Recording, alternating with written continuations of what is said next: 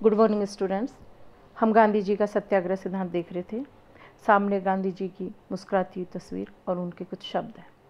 एक विनम्र तरीके से आप पूरी दुनिया को हिला सकते हैं। महात्मा गांधी।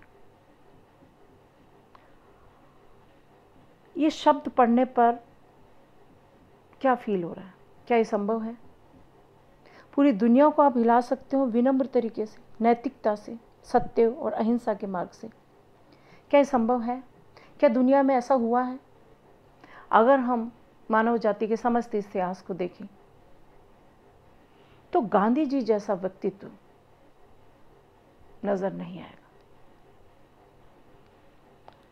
अल्बर्ट आइंस्टाइन ने एक बार कहा था कि आने वाली सदियां शायद ही विश्वास करें कि कभी धरती पर ऐसा हाड़ मांस का पुतला पैदा हुआ था।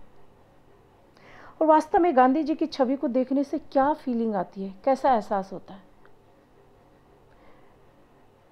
बहुत कमजोर शरीर, लेकिन इतना मजबूत, दृढ़, नैतिक विश्वास। वो गांधी जी के संपूर्ण जो आंदोलन थे उसमें हमें नजर आता है। वो नहीं झुके।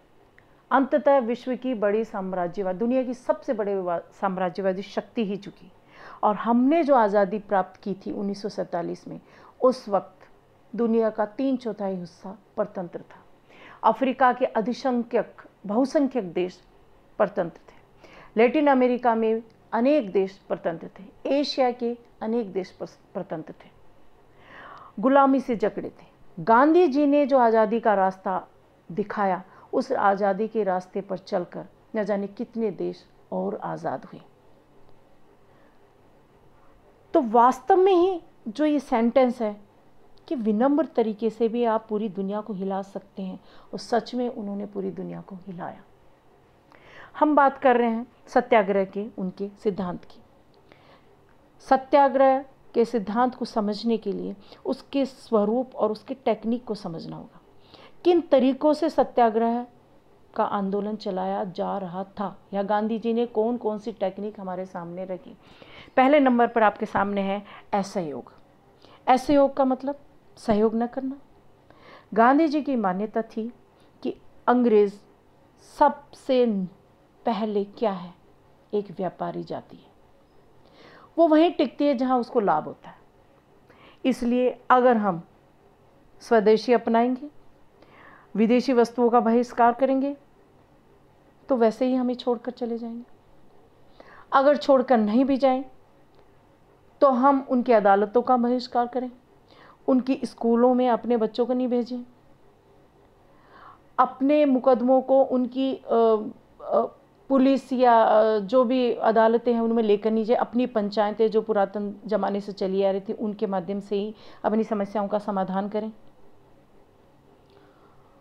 और जो भी अंग्रेज सरकार जिन जिन चीज़ों के लिए हमसे सहयोग चाहती है, उसमें हम उसका सहयोग नहीं करें।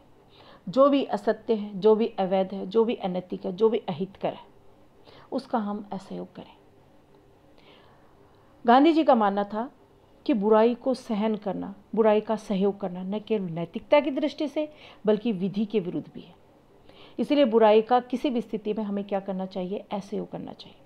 और ये असहयोग की नीति एक स्वर्णिम अस्त्र है, देवास्त्र है। और इस अस्त्र द्वारा हम बड़े से बड़े मकसद, उद्देश्य की प्राप्ति कर सकते हैं। तो गांधी जी ने जो नीति बताई, जो टेक्निक बताई, उसको हम क्या कहेंगे, असहयोग की टेक्निक। असहयोग करना 1919-20 से लेकर 22 तक उन्होंने असहयोग आंदोलन भी चलाया। और अंग्रेजों का, उसका मकसद ही क्या था, अंग्रेजों का असहयोग करना। और असहयोग किन किन तरीकों से, क्या दे रखा है, सामाजिक बहिष्कार, उस सब का बहिष्कार करना जो जनमत की अवज्ञा करता है, उसका बहिष्कार करना जो जिन जिन चीज़ों के लिए हम लोगों की सहायता से शासन चल रहा है, उसका बहिष्कार करना। कहने का मतलब जो बाबू हम लोगों को बना रखा था, हम उन नौकरियों को छोड़ें, सरकारी नौकरियों का लालच छोड़ें, अदालतों में जो हम जज बन के बैठे हैं या वकील बन के बैठे हैं या अपने मुकदमे लेकर जा रहे हैं उनको छोड़ें, महाविद्यालय स्कूलों में अपनी संतानों को नहीं भेजें, उनका बहिष्कार करें, विदेशी माल का बहिष्कार तो खैर करना ही करना है, यानी ये सब क्या है, सामाजिक बहिष्कार। उसके बाद में हड़ताल। हड़ताल का मीनिंग हम सब जानते ही हैं, काम काज छोड़ देना। पर यह हड़ताल की नीति स्वैच्छिक और अहिंसक तरीके से होनी चाहिए। इस हड़ताल की नीति द्वारा ही अफ्रीका में जनरल हिस्मट्स के होश ठीक किए, चंपारण में किसानों के दुखों को दूर किया, खेड़ा के आंदोलन में सत्याग्रह द्वारा जीत हासिल की। किंतु एक बात वो कहते थे कि हड़ताल करें, कामकाज छोड़ें, लेकिन हिंसा का प्रयोग न करें। पुतले जलाना, दफनाना ये निषिद्ध था। और तीसरा है धरना। धरना मतलब गांधी जी के मतानुसार विचारों को परिवर्तित करने के लिए शांतिप्रियता से किसी भी व्यसन के खिलाफ धरना देना, जैसे 1922 में शराब की दुकानों पर उन्होंने धरना दिया।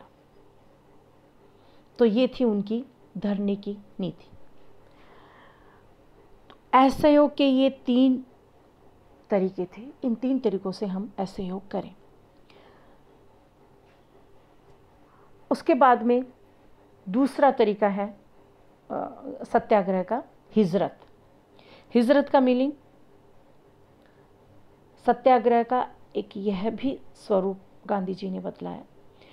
गांधी जी कहते थे कि यदि हम किसी स्थान पर अत्यंत दुख का अनुभव कर रहे हैं, एक स्थान पर आत्मसम्मान के साथ नहीं रह सकते, तो अहिंसापूर्ण तरीके से अपनी रक्षा कर भी नहीं सकते, तो हमें वो स्थान चेंज कर देना चाहिए, अन्यत्र जा सकते हैं तत्कालिक रूप से कुछ समय के लिए।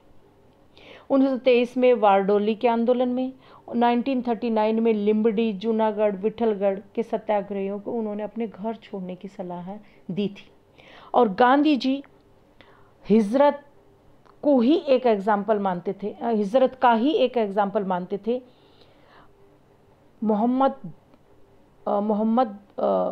पैगंबर मोहम्मद का मक्का से मदीना जाना, ये भी एक हिजरत का ही उदाहरण था कि जब ये लगे कि असंभव हो रहा है सम्मान के साथ उस स्थान पर रहना, तो हमें उस स्थान को छोड़ देना चाहिए।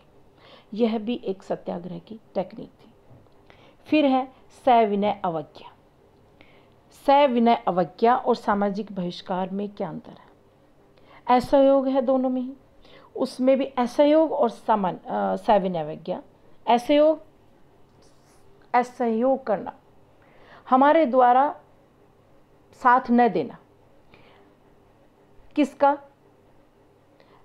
यहाँ कहने का मतलब, जब हम अगर अंतर करें सविनय अवज्ञा में और असहयोग में, तो गांधी जी कहते थे कि जहाँ असहयोग की बात है तो वो असहयोग किसी व्यक्ति, जाति, समाज के विरुद्ध हो सकता है, किंतु सविनय अवज्ञा क्या है? सविनय अवज्ञा है सरकार के कानून के खिलाफ, सरकार के विरुद्ध, या ये कहें कि सरकार से को सीधे चुनौती देना, सरकार के कानून का उल्लंघन करना। और इस सविनय अवज्ञा की नीति को उन्होंने कब अपनाया? सविनय अवज्ञा आंदोलन में। गांधी जी का जो डांडी मार्च, जिसका मैं पहले भाग में जिक्र कर चुकी हूँ, नमक कानून को तोड़ने के लिए, वो सविनय अवज्ञा आंदोलन का ही एग्जाम्पल है, जिसमें उन्होंने नमक कानून को तोड़ा और भारतीयों को नमक बनाने, नमक के उत्पादन और उसके वितरण या उसको विक्रय की आज़ादी मिलनी चाहिए। ये बात सीधे सीधे सरकार को उन्होंने नमक कानून को तोड़ करके कही। साथ में पिक्चर है गांधी जी की समुद्र तट पर नीचे से नमक को उठा करके या नमक को हाथ लगा करके उस नमक कानून को भंग कर रहे हैं। ये वो तस्वीर है, बिल्कुल 6 अप्रैल 1930 की ये तस्वीर है। और इसी के साथ उन्होंने सविनय अवज्ञा आंदोलन की शुरुआत की थी। साथ में एक पिक्चर और है, वो है गांधी जी के उपवास के समय की, जब उन्होंने उपवास, ये जो उस वक्त की तस्वीर है जब 1932 में सर्वदा जेल में पहले 1924 में 21 दिन का उपवास रखा था। ये उस वक्त की तस्वीर है। उपवास के लिए वो कहते थे कि लोग कहने से चेतते नहीं हैं और उपवास से हजारों को संदेश पहुंचाया जा सकता है, किंतु हर किसी के लिए उपवास की इस टेक्निक को प्रयोग करना आसान नहीं है। इसलिए वो कहते थे कि ये एक आध्यात्मिक औषधि है और इसका प्रयोग कोई निपुण वैद्य ही कर सकता है। उनकी मान्यता थी कि सार्वजनिक उपवास द्वारा जनता आत्मशक्ति में वृद्धि कर सकती है और अन्याय का अहिंसात्मक प्रतिरोध करने का एक यह भी तरीका है। यह भी सत्याग्रह की एक टेक्निक है। इसके बाद में है शांतिपूर्ण धरना। गांधी जी की मान्यता थी कि स्वतंत्रता आंदोलन में शांतिपूर्ण धरने की टेक्निक को इस्तेमाल किया जाना चाहिए।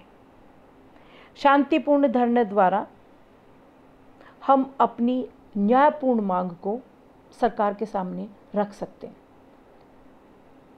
और विरोध कर सकते हैं, किंतु वही बात सत्य और अहिंसा द्वारा शांतिपूर्ण तरीके से, हिंसक नहीं होना चाहिए।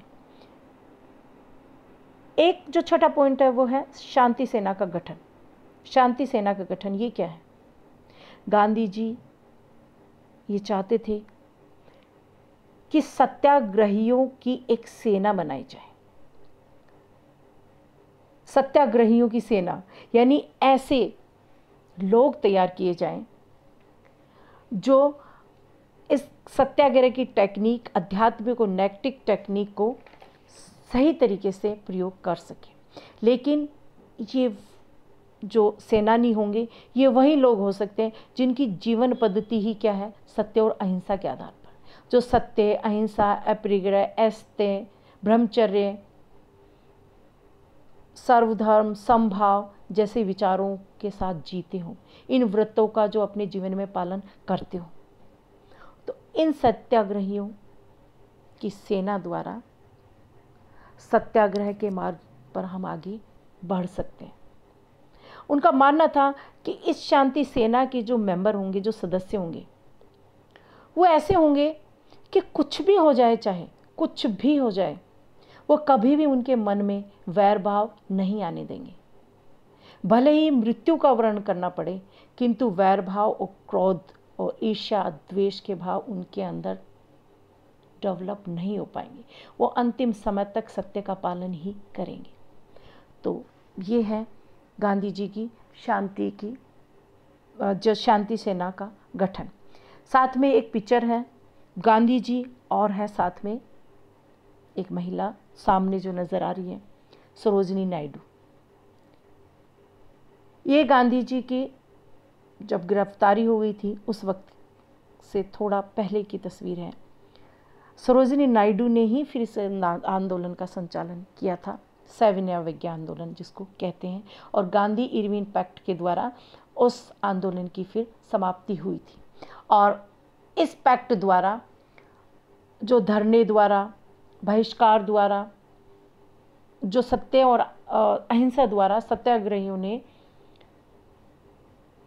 जो असहयोग की नीति अपनाई थी, और उसको कानूनी जामा भी पहनाया गया। ये स्वीकार किया गया कि सत्याग्रहियों को छोड़ दिया जाएगा। उन्होंने किसी कानून का उल्लंघन नहीं किया। तो ये गांधी जी का सत्याग्रह के सिद्धांत का द्वितीय भाग कंप्लीट हुआ। इसके बाद में हम तीसरा भाग नेक्स्ट भाग में देखेंगे। Thank you.